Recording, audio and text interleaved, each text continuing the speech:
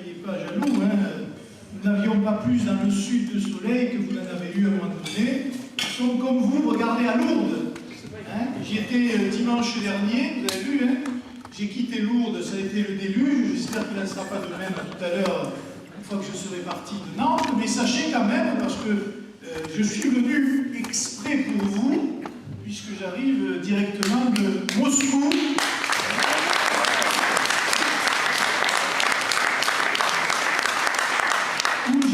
Marine, qui était, je dirais deux mots tout à l'heure, reçue par les autorités russes, et vous verrez d'ailleurs la perception qu'ont les Russes de la France, avec une certaine nostalgie et une certaine tristesse aussi, il faut bien le dire, parce que ce qu'on peut dire, c'est que les relations franco-russes ne sont pas de beau fixe, c'est le moins qu'on puisse dire, mais il y a des choses aussi à retenir de cette histoire-là, et il y a beaucoup de choses qui se passent dans le monde aujourd'hui, prouve que notre société, le monde en général, va mal, tout simplement. Et je pense que vous avez conscience de cette situation. J'aurai des remerciements évidemment à formuler à Maggie, à Christian, à son équipe, au DPS, de garder un peu notre réunion, tous ceux qui ont organisé ce repas et tous ceux qui organisent les activités du Front National dans votre département. J'ai une pensée, et je pense que vous l'aurez de la même manière, pour notre équipe et notre candidat à Villeneuve-sur-Lot, qui aujourd'hui donc est dans ce second tour de cette élection partielle. Les seuls éléments que j'ai à l'heure où je vous parle, c'est qu'il y a une participation légèrement supérieure à celle de la semaine dernière. Alors on peut l'interpréter comme on veut. Est-ce que ce sont les gogos habituels, les moutons du Parti Socialiste qui sont allés au secours d'un front républicain qui ne sert à rien, ou est-ce que ce sont au contraire des gens qui sont allés voter pour l'alternance politique et pour le Front National, hein? C'est aussi une possibilité. Eh bien, vous aurez le résultat ce soir à 20h, parce que je pense que c'est emblématique. Dans les deux cas, si nous gagnons, eh bien, ce sera une victoire contre tous, droite et gauche confondues. Si nous perdons, je vous le dis tout de suite, ce sera très certainement de très peu, quand même, et ça prouvera eh bien, que nous sommes réellement une force qui, pour l'avenir, sur laquelle les Français pourront compter. Parce que je dois dire que je répondrai à votre question, mais je ne rentre plus moi dans ce schéma, la droite ayant trahi et portant le sceau de la trahison, comme la gauche d'ailleurs.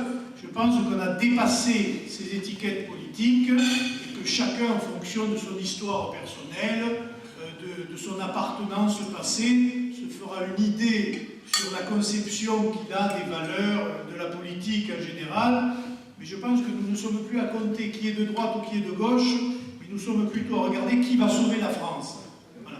Qui va sauver l'Europe et qui va préserver le monde occidental d'un certain nombre de choses qui se passent à ses portes. Voilà des questions qui sont, à mon avis, emblématiques et que nous devons nous poser. Et dans cette configuration-là, je puis vous dire, il y aura des gens de toute sensibilité, de tous horizons, il y en a déjà ici, des gens qui viennent de droite, des gens qui viennent de gauche, des gens qui viennent de nulle part, parce que ça existe aussi. Et ça, je pense que c'est très important pour la suite, parce que nos politiciens ont quand même fait la preuve de leur incompétence, hein, pour le moins, et après j'en dirai là aussi le mot, et même on peut le dire, de leur corruption active dans un certain nombre de domaines. La situation de notre pays, elle est catastrophique, et j'y reviens sur trois plans. Le premier plan qui saute aux yeux aujourd'hui, c'est un plan moral. Je ne vais pas rentrer dans le détail, mais il y a quand même des affaires emblématiques.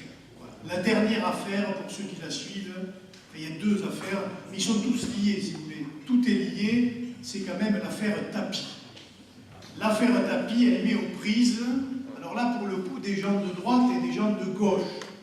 Elle met aux prises un système, elle met des politiques, elle met des gens des affaires, des hommes et des femmes du monde des affaires, mais elle met aussi au cœur de cette affaire-là des magistrats, des gens de droit, du droit, et on peut dire que je te tiens, tu me tiens par la barbichette. S'il y a une relation comme ça qui est emblématique de la collusion qu'il y a au plus haut niveau de l'État, c'est celle-là. Je rappelle quand même qu'on aura donné à M.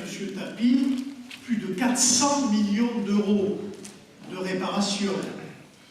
On aura donné au titre du préjudice moral, qui en général, je ne sais pas s'il y en a dans la salle, moi j'étais la semaine dernière à un procès à Bourges, où vous savez, c'était la policière qui s'est fait ouvrir le ventre à coups de sabre en préfecture. J'étais l'avocat du père et du frère de cette jeune fille. Là, le préjudice moral pour le père de cette jeune fille, sachez-le quand même, c'est 10 000 euros. Ça, c'est la mort de la policière, c'est 10 000 euros. Voilà. Le préjudice moral de Bernard Tapie, c'est 50 millions d'euros. Voilà. Vous pouvez regarder la différence qu'il y a selon que vous serez puissant ou misérable, et vous regardez dans quel système vous vivez. Il y a dans cette affaire Tapie des choses extraordinaires, mais lisez-le parce que je ne peux pas tout vous raconter, mais des choses qui sont absolument incroyables. Les relations qu'avait déjà nouées Bernard Tapie il y a 20 ans de cela avec le juge, le fameux juge Estoup. Le juge Estoup, c'est celui qui a fait condamner Jean-Marie Le Pen à l'époque à 120 millions d'euros de centimes dans l'affaire dite du détail, et c'est celui qui l'a fait condamner. Il était président de la cour d'appel de Versailles. C'est encore lui qui avait fait condamner Jean-Marie Le Pen pour l'affaire de Mantes-la-Jolie. Comme par hasard, ces magistrats, vous les retrouvez au cœur d'un système de corruption, des hauts magistrats, pas des petits juges entre guillemets de province, des hauts magistrats au cœur d'un système de corruption avec des connivences incroyables, où tout le monde désormais se jette le ballon. Dès que le ballon est sorti de la mêlée, ils se jettent tous le ballon. La dernière chose en date, c'est M. Sarkozy qui a dit de Guéant, ah, moi je ne m'occupais pas de ça, c'est Guéant qui s'occupait de tout. Comme si les rendez-vous qu'il y avait eu entre Bernard Tapie et Nicolas Sarkozy, et puis les réunions qu'il y a eu entre M. Guéant et les juges et les membres du ministère des Finances et le directeur de cabinet de Mme Lagarde, tous ces gens-là étaient évidemment dans la connivence. On saura demain la nature de cette connivence. Parce qu'à mon avis, rien n'est gratuit à ce niveau. Et quand on sait aujourd'hui, et en tout cas j'espère qu'ils arriveront à la démontrer, comment la campagne de Nicolas Sarkozy a été payée, eh bien vous verrez. Parce que là, vous avez le directeur de cabinet, je crois que c'est de Kadhafi qui vient de parler, mais ce que vient de dire le directeur de Kadhafi de Sarkozy a été corroboré par d'autres témoignages qui vont dans le même sens, et qui fait qu'effectivement, M. Kadhafi a participé activement et financièrement à la campagne de M. Sarkozy en 2007. Cela, en plus, et c'est lié, de la libération des infirmières bulgares, souvenez-vous, et quand les enquêteurs vont gratter un peu, eh bien, ils iront chercher sur les 400 millions d'euros donnés par l'Émirat, par le Qatar à Madame Sarkozy, numéro 1, à Cécilia Sarkozy, qui a monté une fondation qui est gérée directement dans les Émirats et qui a bénéficié à ce moment-là d'une donation extraordinaire. Vous voyez bien que ce système-là se tient et que s'ils nous combattent avec tant d'énergie, s'ils essaient de nous écarter du pouvoir, de la manière dont ils œuvrent, eh bien c'est précisément parce qu'ils sont corrompus.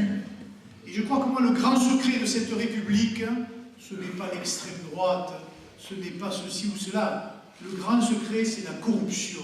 Ils se tiennent, et depuis longtemps, ils ont participé aux mêmes manœuvres, aux mêmes magouilles, de la même manière, avec les mêmes hommes, les mêmes réseaux. Et s'ils en ont voulu hier à Jean-Marie Le Pen, et si aujourd'hui ils commencent à s'attaquer à Marine, ce n'est que pour cette raison-là. N'allez pas chercher plus loin. Il n'y a pas plus de danger fasciste ici qu'il n'y en a ailleurs.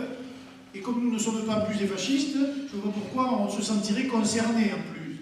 En revanche, il y a un danger de détournement, il est clair là, de la République et de la démocratie à leur profit. Ça ne fait aucun doute. Je vais vous raconter une anecdote, vous allez sourire, mais pas trop.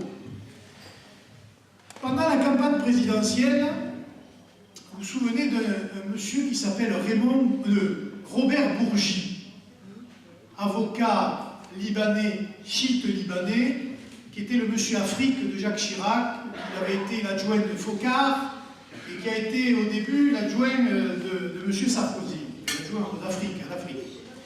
Et donc, il avait dit pendant la campagne, mais tout le monde a touché de l'argent de Bongo, Chirac, Mitterrand, et il avait rajouté, et même Le Pen a touché des valises de Bongo. Bon, évidemment, Jean-Marie Le Pen n'a pas apprécié du tout cette accusation, et a dit à la télévision, vous aviez peut-être suivi, oui, la même personne qui a dit à M.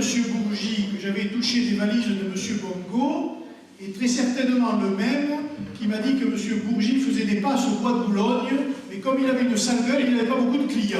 Voilà. Ça, c'est pour l'anecdote, mais il y a eu un procès. Évidemment, Jean-Marie Le Pen déposant plainte contre M. Bourgi pour diffamation, et M. Bourgi déposant plainte contre Jean-Marie Le Pen pour une autre diffamation. Et nous sommes donc allés devant le tribunal. Saint-Just, qui est le trésorier du fonds, qui est aussi avocat, et moi-même, nous étions donc les avocats de Jean-Marie Le Pen et du Front National, et là nous avons entendu M. Bourgi, qui est quand même avocat de profession, qui est richissime, qui est un ami, on va dire, des grands de notre pays, des grands entre guillemets. Et il a raconté sous serment, des choses absolument extraordinaires. Il a raconté comment il allait chercher l'argent chez Bongo, justement, devant le juge, qui lui demandait « Alors vous procédiez comment ?» Avec des sacs de sport, et c'était payé en dollars. Et nous arrivions, et vous mettiez les sacs où? Donc déposez les sacs sur le bureau de M. Chirac. Et alors là, il se passait quoi? Et bien là, avec M. Villepin, il comptait les billets. Est-ce que vous imaginez la scène? Vous imaginez la scène, un peu comme les tontons flingueurs. Et là, il comptait les billets, il se répartissait les sommes, et il a eu cette anecdote que moi je trouve fabuleuse. Il y avait tellement d'argent que Villepin, à coup de pied, n'arrivait pas à fermer le coffre. Voilà. Voilà, mesdames et messieurs, le niveau devant un juge. Ça ne se dit pas au café du commerce, dans une discussion de poivron, devant un juge de la République française pour expliquer le financement des partis politiques, la corruption, etc. Voilà. Ça, il n'y a pas eu de poursuite contre M. Bourgi. Hein. Je vous rassure, nous avons gagné le procès. Non seulement M. Bourgi a été condamné, parce qu'évidemment, il n'a pas pu prouver que Jean-Marie Le Pen avait touché de l'argent de Bongo, et nous, on a été excusés, en quelque sorte, d'avoir un peu secoué M. Bourgi, parce qu'effectivement, ce qu'il avait raconté méritait que l'on traite ça par la dérision. Mais c'est pour bien vous montrer l'état de corruption dans lequel se trouve la France aujourd'hui. Et à côté de ça, vous avez nos dirigeants qui vont donner des leçons de morale à la terre entière. Et qui vont parler d'honnêteté, de probité, de valeur. Et ça, je dois dire, c'est absolument dégoûtant. C'est vraiment quelque chose d'assez misérable pour la République française et pour nos dirigeants.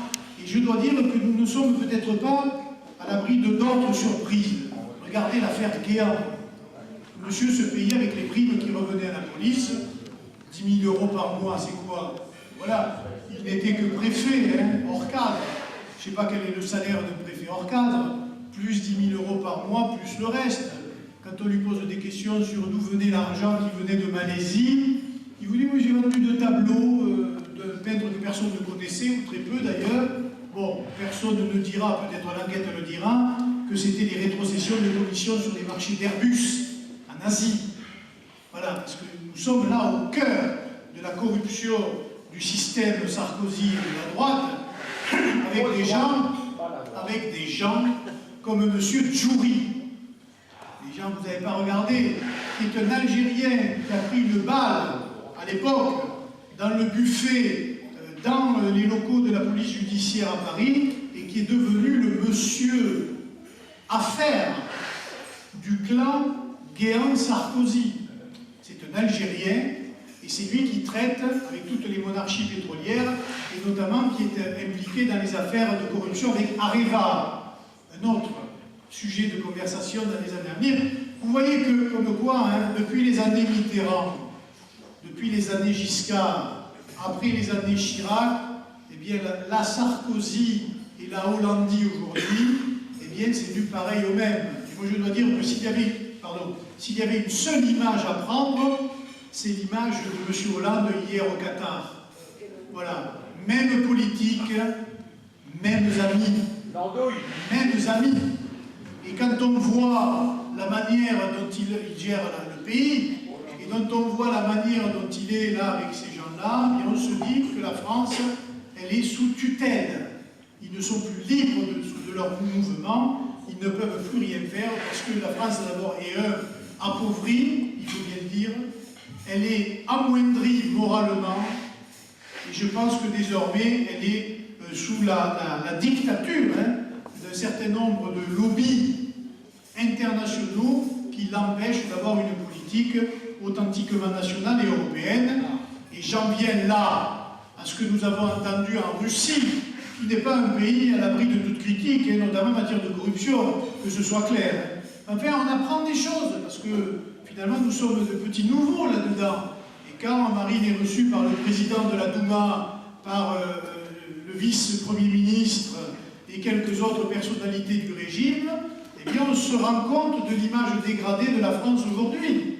Quand vous avez le vice-premier ministre qui vous dit que la Russie a moins de relations aujourd'hui avec la France qu'elle n'en avait par le passé avec l'Union soviétique, c'est-à-dire que nous n'avons pratiquement plus ou très peu de relations commerciales, c'est gravissime, parce que la Russie est sortie de l'Union soviétique, et elle est un pays, en tout cas, riche en matière de matières premières, c'est le cas de le dire, mais c'est aussi un pays qui est fier de son identité, attaché à son identité, qui se considère comme européenne et qui ne comprend pas l'ostracisme systématique dont les dirigeants français font preuve à son égard.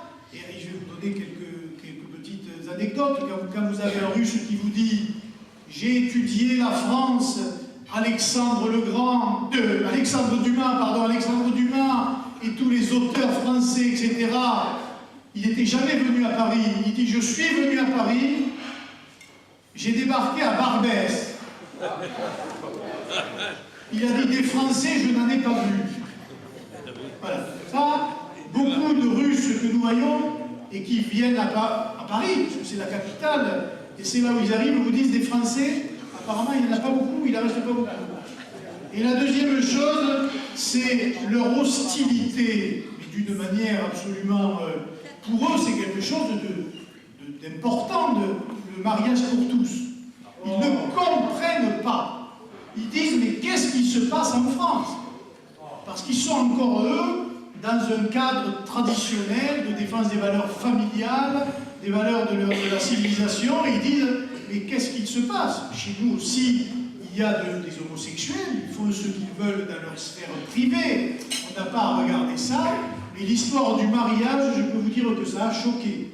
Et ils considèrent aujourd'hui la France comme un pays totalement décadent, totalement décadent, et ils s'inquiètent beaucoup. Et ils voulaient avoir notre avis sur l'identité, sur la politique française, sur l'Europe en général, parce que beaucoup de choses les inquiètent. Le marché américain de libre-échange que la France négocie aujourd'hui, et qui est la préfiguration, laissez-moi vous dire, de ce que sera demain leur village planétaire.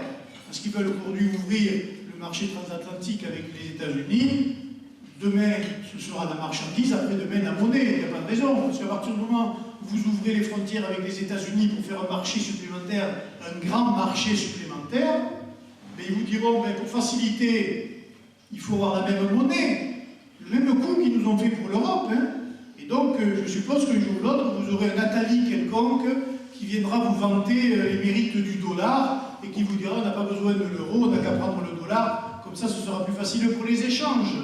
Et la boucle sera bouclée entre le marché de libre-échange américain Et le bouclier antimissile, parce que ça, on n'en parle pas beaucoup en France, mais ça existe. Les Américains sont en train d'implanter en Europe un bouclier antimissile. Mais la seule question que les Français doivent se poser, c'est contre qui? Parce que si c'est contre la Russie n'est pas un danger aujourd'hui pour la France. Et donc, si les États-Unis veulent implanter ce bouclier antimissile, il va falloir qu'ils disent, mais contre qui? Quel est l'ennemi? Quelle est la raison d'être aujourd'hui de la présence de la France au commandement intégré de l'OTAN? Celui-là même auquel De Gaulle n'a pas voulu participer. Et d'ailleurs, l'OTAN lui-même, qui est le traité de l'Atlantique Nord, ça sert à quoi aujourd'hui, puisque le mur de Berlin est tombé et qu'il n'y a plus de péril communiste en face? Alors les Américains disent, oui, c'est par rapport à l'Iran. Mais c'est une plaisanterie. En fait, les Américains exercent leur domination sur le territoire européen par tous les moyens, que ce soit le commerce ou même l'armée. Et je peux vous dire que cette affaire, d'OTAN, vous ne le savez peut-être pas, mais nous avons beaucoup d'alliés chez les militaires aujourd'hui. Et quand je vous dis chez les militaires, c'est dans la hiérarchie militaire qui nous donne un certain nombre de renseignements quand même. Parce que vous n'arrivez pas à 20% sans qu'un certain nombre de choses évoluent, y compris dans les sphères de pouvoir au plus haut sommet de l'État. Pourquoi la France a intégré le commandement intégré de l'OTAN, sous Sarkozy d'ailleurs, ce qui est extraordinaire, hein, puisque le parti soi-disant héritier du gaullisme est le même qui va trahir absolument tous les fondements du gaullisme, que ce soit l'Europe des patries ou l'histoire de l'indépendance nationale. Eh bien, simplement parce qu'on vous explique que l'armée française n'a plus les moyens de faire face à un certain nombre de missions. Par exemple, l'affaire de Libye, au moment où elle s'est passée, des généraux que nous avons rencontrés nous ont expliqué que la France, sans les États-Unis, ne peut pas faire un certain nombre de missions, et c'était vrai avec Kadhafi, notamment nous dépendons désormais des Américains pour le transport de troupes. Nous n'avons plus les moyens du transport de troupes, et quand la France, pour le Mali notamment, a demandé des avions aux Allemands, etc., les Russes, par exemple, ont voulu fournir des avions aux Français, les Français l'ont refusé. Il faut le savoir. En revanche, ils ont pris des transports de troupes américains que les Américains nous ont facturés. Voilà, en plus, qui plus est. Mais nous dépendons, et c'est là peut-être le plus grave, du renseignement américain. C'est-à-dire que tous les avions, tous les moyens modernes de renseignement, tous les drones, les choses de renseignement modernes sur le territoire, eh bien la France, aujourd'hui, n'a pas les moyens de ses ambitions, et tous les théâtres d'opérations extérieures, elle a de très bons soldats, elle a quelquefois de très bons équipements, hein. C'est vrai pour les hélicoptères, c'est vrai pour les avions, c'est aussi vrai un peu pour la marine ou pour le matériel terrestre, mais elle n'a pas assez de moyens, et de toute façon, pour la stratégie militaire elle-même et le renseignement qui est prioritaire, primordial, eh bien désormais, mesdames et messieurs, nous dépendons des autres. Finalement, la puissance de la France, aujourd'hui, il faut en être conscient, est une puissance très moyenne. Nous sommes devenus des vassaux. Des vassaux. C'est-à-dire nous sommes allés demander protection à une entité supérieure. Mais évidemment, tout ça n'est pas gratuit. Et ça se paye tous les jours un peu plus, et ça se paye économiquement, ça se paye moralement, et je ne sais pas d'ailleurs où tout cela s'arrêtera. Nous sommes vendus petit à petit. Tout cela, évidemment, s'accompagne de la situation économique. Je dois dire que quand vous voyez Hollande se promener sur la scène internationale, c'est là que vous vous dites on a bien baissé quand même. Parce que, au-delà des obligations de l'Europe et de la mondialisation telle qu'elle est conçue aujourd'hui, je pense que nous n'avons plus du tout une classe politique au niveau des enjeux qui sont ceux du monde aujourd'hui et qui sont ceux de la France notamment. Et tout ce que l'on peut voir est une très pâle copie de ce qu'avait fait Nicolas Sarkozy, et nous allons directement à la ruine. Nous allons à la ruine de notre industrie, pourtant la plus innovante, de nos commerces, de notre artisanat. Et on voit même qu'aujourd'hui, pour arriver à payer les retraites, eh bien, ils ne savent pas où trouver un certain nombre de milliards.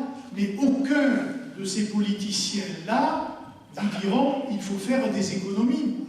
Aucun de ces politiciens-là vous diront qu'il faut faire des économies sur ces secteurs précisément.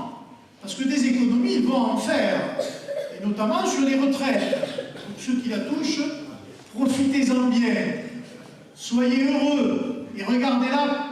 En revanche, les jeunes qui me regardent, moi je leur dis ne comptez pas sur une retraite, hein, parce que vous ne l'aurez pas. D'ici là, tout ce système, et à la vitesse où ça va, aura disparu, eh bien, sous l'effet, on peut dire, cumulatif de la décroissance, de la récession, du chômage, mais pas seulement, de l'argent dépensé à tort et à travers, ou dépensé, jeté par les fenêtres, comme celui de l'immigration. Parce que moi je veux bien tout ce qu'on veut. Dès qu'on parle d'immigration, on est taxé de raciste et de fasciste, mais la réalité elle est quand même là. On a accueilli, sous le quinquennat de Nicolas Sarkozy, plus près de 1 million d'étrangers supplémentaires. Légaux. C'est-à-dire qu'il n'y a pas besoin de droit de vote, là, vous savez, pour les étrangers. Ce million en 5 ans, il est devenu français. Il est comme vous et moi. Il vote, demain il votera toujours. Je ne sais pas ce qu'il votera, je pense qu'il ne votera pas Front, moi. Mais il votera. Et donc c'est un poids important. Mais ces personnes-là, elles sont quand même à la charge de la collectivité nationale. Il est évident qu'un étranger qui arrive en France du jour au lendemain, il bénéficie de tous les avantages qu'un certain nombre d'entre nous ne perçoivent pas. La CMU, ou la ME, c'est-à-dire la couverture sociale universelle. Ils ne paient aucun soin. Ils sont logés gratuitement. Ils sont nourris gratuitement. Ils sont soignés. Leurs enfants vont à l'école, payés par toujours les mêmes. Et il est évident que, sous le poids du nombre, eh bien, les comptes sociaux de la nation sont en déficit grave. Et je vous signale que c'était un instant de lucidité de Villepin, il y a très longtemps déjà, il n'était pas encore Premier ministre, il avait dit dans une interview, mais le déficit de la sécurité sociale ne peut s'expliquer que par un surcoût de l'immigration en France. Et ça paraît évident. Mais ce surcoût de l'immigration, il a une dimension économique, il a une dimension sociale, mais il a une dimension désormais identitaire, gravissime. Et pour ceux qui s'intéressent à la question, plus nous accueillons d'immigrés, notamment du Maghreb, mais de l'Afrique, et plus se pose chez nous la manière de vivre, la culture qui s'installe, ou la religion qui est en train de s'épanouir chez nous, au détriment, évidemment, de l'espace vital de la nation de France. Pour les plus attentifs d'entre vous, il y a un article la semaine dernière dans Le Monde qui donne la parole à l'imam de la mosquée de Montpellier. Et alors, mais c'est intéressant parce que même eux se plaignent. Et c'est là que c'est dangereux. Il dit quoi cet imam? Il dit, premièrement, jamais il n'y a eu autant de prosélytisme salafiste en France. Ils sont complètement débordés par cette idéologie, on peut dire politique, et ils ne peuvent pas faire face parce que cette idéologie, elle est portée par de l'argent. Mais le même argent que les monarchies pétrolières, le Qatar, l'Arabie Saoudite, etc. Et sous la loi du nombre, évidemment, ils sont même débordés, j'allais dire, par leurs propres troupes, puisque les ambassadeurs de cette religion agressive sont de plus en plus jeunes, de plus en plus déterminés, et de moins en moins enclins, à se fondre dans la société française.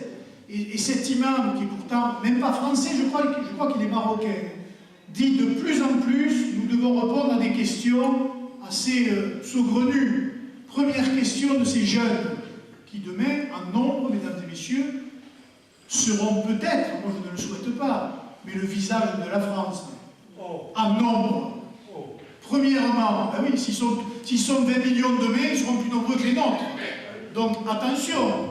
Et donc, qu'est-ce qu'ils demandent, ces jeunes dans les mosquées? Ils disent, peut-on prendre la nationalité d'un pays qui n'est pas de tradition musulmane?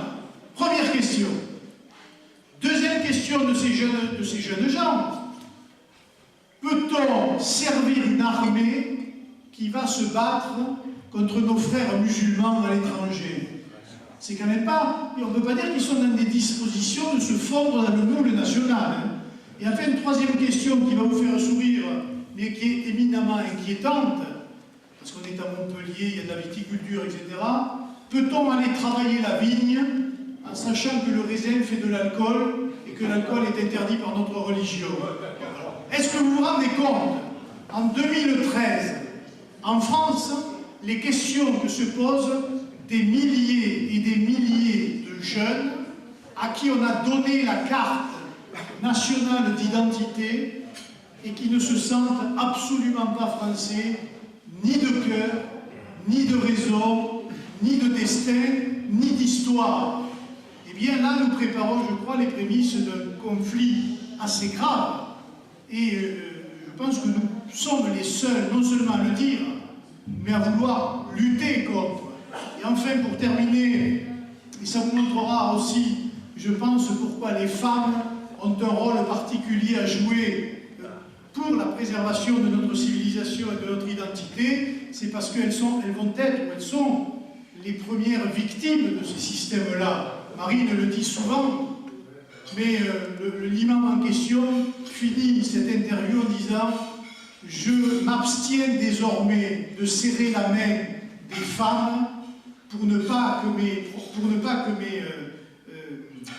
mes fidèles me le reprochent. » C'est-à-dire que petit à petit, l'intégrisme total de la pensée, des mœurs, de la manière de voir les choses est en train de s'installer chez nous. Et désormais, mesdames et messieurs, nous sommes dans une course contre la montre.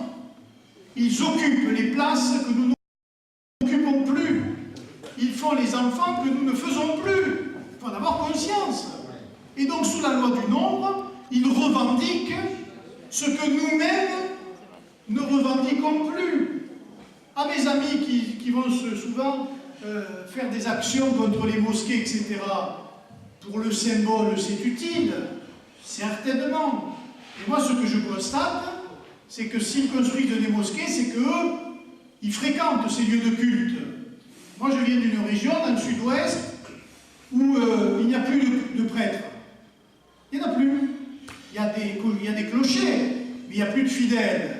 Alors, on est un mouvement laïque, et on doit le rester, mais je remarque que notre société recule au fur et à mesure que d'autres s'installent chez nous, et que ce rapport de force-là, eh bien, nous y sommes. Nous sommes au cœur de la bataille, et moi je vous le dis, hein, vous saurez ce que va devenir la France dans les 20 ans qui arrivent. Vous le saurez, vous le verrez, parce que ça se joue maintenant. Ça se joue par le nombre, c'est-à-dire, vulgairement parlant, et si on reprend le discours de Boumedienne à l'ONU, par la loi du ventre, tout simplement. Ça se joue économiquement pour notre indépendance, notre souveraineté, avec la bataille que nous menons contre ce que l'on appelle le mondialisme, c'est-à-dire l'ouverture totale des frontières, sans contrôle, au détriment de l'homme, du sentiment humain et de la vie et des traditions humaines. Et puis ça se vérifie quand même aussi par rapport à ce que nous vivons de l'histoire des nations autour de nous. Je vous racontais cette prise de conscience russe qui, pour lutter contre sa propre décadence, a relancé la natalité, par exemple. Parce qu'elle se dit, on ne va pas continuer comme ça. Poutine a quand même dit il n'y a pas longtemps, la France est en train de devenir la colonie de ses anciennes colonies. Ben, c'est pas tout à fait faux quand même. Hein. C'est pour l'instant pas tout à fait vrai, mais c'est pas tout à fait faux.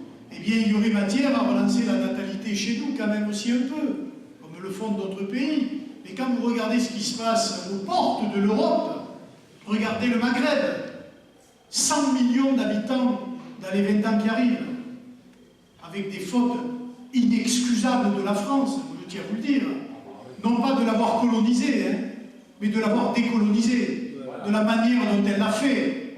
Parce que non seulement nous avons eu tous les ennuis et les crimes qui vont avec dans la décolonisation, mais nous en avons maintenant les effets pervers.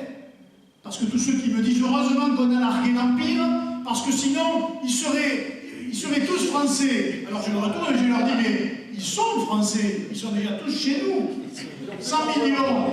Quand vous regardez l'Égypte dans 20 ans, qui sera 100 millions, quand vous regardez ce monde islamique en pleine ébullition, eh bien vous pouvez vous dire que nous avons du souci à nous faire. Et que la loi de la nature elle a horreur du vide. Et ils occuperont l'espace vital, eh bien, que nous n'occupons plus, ni d'une manière, ni d'une autre. Et de ce point de vue-là, je tiens à vous dire, moi, que nous sommes évidemment très inquiets. C'est pour cela que nous nous battons sur des positions réalistes. Fin de l'immigration, immigration zéro, mais pas seulement, inversion des flux migratoires. Parce que nous n'avons aucun intérêt à importer de l'immigration supplémentaire. Et nous avons, nous, plutôt intérêt à ce que l'Afrique, notamment l'Afrique, se développe. Parce que sinon, le réservoir africain se déversera chez nous. Et on sait qu'aujourd'hui, je crois que l'Afrique va dépasser le milliard d'habitants dans les 20 ans qui arrivent. Et que ce milliard d'habitants sera dans une situation sociale et de guerre, d'ailleurs, absolument catastrophique, et qu'ils ne rêveront que d'une chose, eh bien, c'est-à-dire de venir chez nous. Parce que c'est là, paraît-il, qu'il y a un petit peu de prospérité.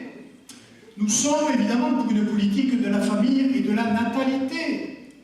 Et ce n'est pas le moment, comme je l'ai entendu dire, de faire des coupes sombres dans les allocations familiales. Il faut justement... Mais c'est une politique d'ensemble, parce que si vous maintenez la politique d'immigration telle qu'elle est faite, et si vous maintenez les allocations familiales telles qu'elles sont faites, là, effectivement, vous allez favoriser l'immigration. Il faut qu'il y ait la préférence nationale, c'est-à-dire l'octroi d'aides sociales, de logement, de travail aux Français d'abord, avant de les donner à la terre entière. Il faut une politique d'indépendance nationale. Ça veut dire sortir de cette Europe-là. Ça ne veut pas dire mettre des barbelés et des murs aux frontières. Ça veut dire réguler les échanges, décider par nous-mêmes, et que ce ne soit pas cet ignoble M. Barroso qui décide à notre place, ou ceux de la Commission, ou M. Comment s'appelle-t-il, de la Banque Centrale Européenne, ou ceux des banques américaines ou des banques londoniennes. Il faut retrouver notre pouvoir de décision. Là, c'est pareil, si nous ne prenons pas le pouvoir dans les 20 ans, alors là, je peux vous dire, ça ne sert à rien d'aller voter pour qui que ce soit, parce que dans tous les cas, ils n'auront aucun pouvoir. Ils n'ont déjà pas beaucoup de pouvoir, mais là, ils l'auront encore moins. Et ensuite, il faut avoir une politique internationale indépendante. Nous n'avons pas à nous mettre systématiquement sous la protection ou la bienveillance des États-Unis d'Amérique. Ils ont leurs intérêts, nous avons les nôtres. Et leurs alliés ne sont pas nécessairement les nôtres. Il n'y a qu'à voir la manière, malheureusement, dont la France se comporte, où elle s'est comportée en Libye, et où elle se comporte en Syrie aujourd'hui. M. Bachar el-Assad n'est pas un ami du Front National. Mais quand on regarde, quand on fait de la réelle politique, il est, dans cette région du monde, le moins pire. Parce que s'il est remplacé, il sera remplacé par pire. Et on regarde tout ce qui se passe aujourd'hui. Et tous les islamistes radicaux qui sont en train de peupler petit à petit les pourtours de la Méditerranée. Et je crois que la Syrie, et là aussi, est un terrain stratégique pour l'avenir qui est très important. Et dans ce terrain stratégique, malheureusement, regardez, il n'y a que les Russes qui font face aujourd'hui, parce que les Français sont passés directement sous les ordres des États-Unis d'Amérique, et on apprend au détour de conversation que les Allemands, les Français et les Américains entraînent les troupes rebelles, ce que l'on appelle les rebelles, ce sont des islamistes, pour la ligne, les entraînent pour aller se battre en Syrie. Eh bien, vous voyez bien que la France, d'une manière totalement détournée, sans le consentement de son peuple, participe à des opérations extérieures qui nous reviendront à la figure à la manière d'un boomerang. Parce que tous ces terrains de jeu-là sont aussi le terrain de jeu pour un certain nombre de jeunes de banlieue en mal de sensations qui vont s'entraîner en Afghanistan ou ailleurs, et qui vont, au nom, disant du djihad, je ne sais pas quelle est la réalité, mais qui vont se battre dans ces pays-là. Mais dites, mais ils sont français, hein, ces jeunes. Ces 1000 combattants qui ont été apparemment dénombrés par le pouvoir, qui sortent de nos banlieues ou de Belgique, qui se battent actuellement en Syrie avec les rebelles, eux aussi sont français comme vous. Hein. Et quand ils reviendront, eh bien, ils seront dans nos banlieues, dans nos quartiers. De la même manière, nous avons réussi à installer au cœur de notre pays une 5e colonne. Absolument. Et nous sommes dans une guerre qui ne veut pas dire son nom, mais nous sommes réellement en guerre. Et je vous invite, moi, désormais, à prendre, je sais que si vous êtes là, vous êtes convaincus. Si vous êtes au Front National, c'est parce que vous n'êtes pas ailleurs, vous n'êtes plus ailleurs. Parce que c'est maintenant que ça se passe et ça va se passer avec nous. Mais que chacun aussi prenne conscience de sa propre responsabilité. C'est bien de venir à des repas, c'est bien de participer à des réunions, mais désormais, je le dis aux plus jeunes, il est l'heure aussi de s'engager.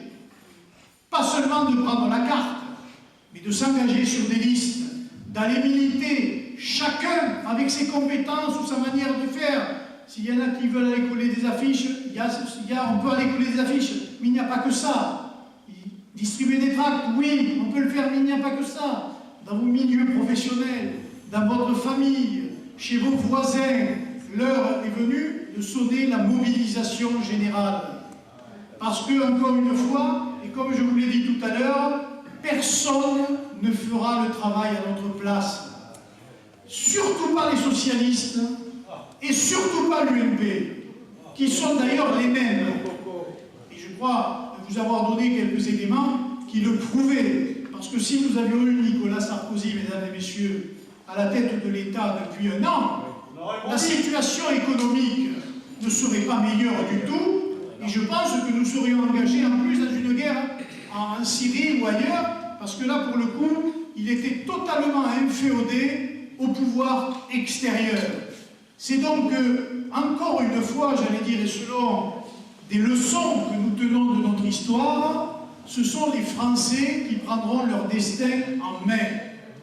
Le Front National n'est pas une fin en soi. Nous ne voulons pas prendre le pouvoir pour établir une république soviétoïde, si je puis dire, avec un parti unique ou je ne sais quoi. Nous sommes là pour faire appliquer nos idées et remettre un certain nombre de choses à leur place. Ni plus, ni moins. Et nous comptons le faire.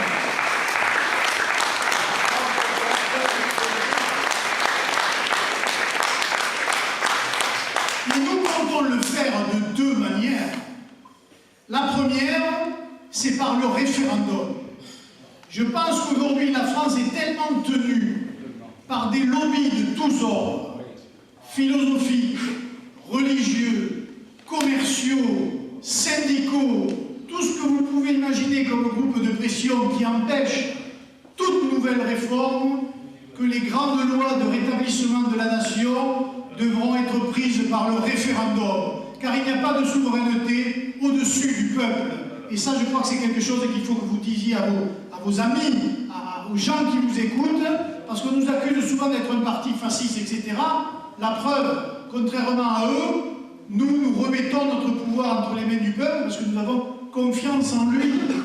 Nous ne sommes pas comme M. Sarkozy ou M. Hollande, c'est-à-dire que, et si je prends l'exemple de la Constitution européenne, les Français ont voté contre à 55%, les députés et les sénateurs, c'est-à-dire ce que l'on appelle le Congrès, a rétabli la Constitution européenne qui ne portait pas son nom à 98% des voix des parlementaires. C'est une véritable trahison d'État, et c'est pour cela, évidemment, qu'il faut remettre le pouvoir entre les mains du peuple. Oligarchie fasciste. La deuxième chose que je voulais vous dire, ne vous laissez pas impressionner par les termes que l'on emploie. Vous avez vu, après cette regrettable affaire du jeune il s'appelle Clément Méric, la tentative d'exploitation éhontée qui a été faite par le Parti Socialiste et par la gauche, mais aussi, il faut bien le dire, par l'UMP qui n'a honte de rien. Nous ne sommes pas un parti d'extrême droite. Et j'espère que, et mettez-vous-le dans la tête et de bien le dire, parce qu'aujourd'hui, et dans la langue et dans la bouche des médias en général, et de la bien-pensance, tout ce qui est mal est d'extrême droite, même quand ça n'a strictement rien à voir. Il suffit de regarder, par exemple, les attentats de Boston. Vous avez vu? La première chose qui a été dite le matin, des militants d'extrême droite. Tout est d'extrême droite. Les auteurs peuvent être noirs, musulmans, n'importe quoi, c'est systématiquement l'extrême droite. Tout cela, il faut que vous sachiez ça, parce que je veux dire, certaines personnes viennent me dire en disant « Oui, mais on ne doit pas quand même se laisser dire quoi que ce soit. » En politique, je retiens cette leçon de Jean-Marie Le Pen, n'existe que ce qui paraît exister. Voilà.